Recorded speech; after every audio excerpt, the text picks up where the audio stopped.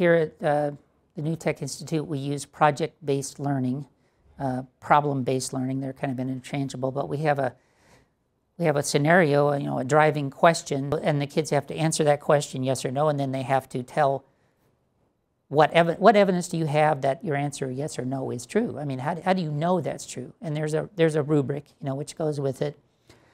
And so the students have to determine what they know already about the subject, what they need to know, and as a teacher, I anticipate what they're going to need to know. It's very similar to how I taught before. You can kind of anticipate what they don't know. And then, you find websites or specific articles online.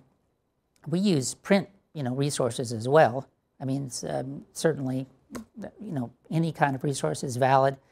But when you don't have any textbook at all, you can't just turn to page 13 and, you're going to read about this particular subject. So, but when they work in groups, as we do here, they have a responsibility to the other members of the group to work together to find the answers to, the problems and questions that they have, both from the teaching that I give them and from the resources they look at. So there's a lot of personal responsibility, which I like, and they have a lot of freedom, with their technology to look for resources as well as, use the ones that I provide as well. And it's much more interesting for me, and in a subject like biology, which is always changing, the information that we get, it needs to be up to date too. And it's much more likely that we're going to find up-to-date information on the, on the internet than we are out of a textbook. Generally, I just like using my computer. I think it's way faster and a lot easier, personally.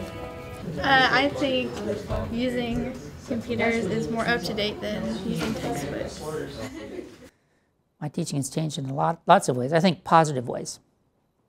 I really like project-based learning because, it's obviously a group aspect, and so you get to spend time with your friends, and not only that, you kind of learn that in the real world, they're not going to give you a book and be like, okay, go figure out what the weather's going to be like in 2 days. You're going to have to get with your team, and you're all going to have to use your different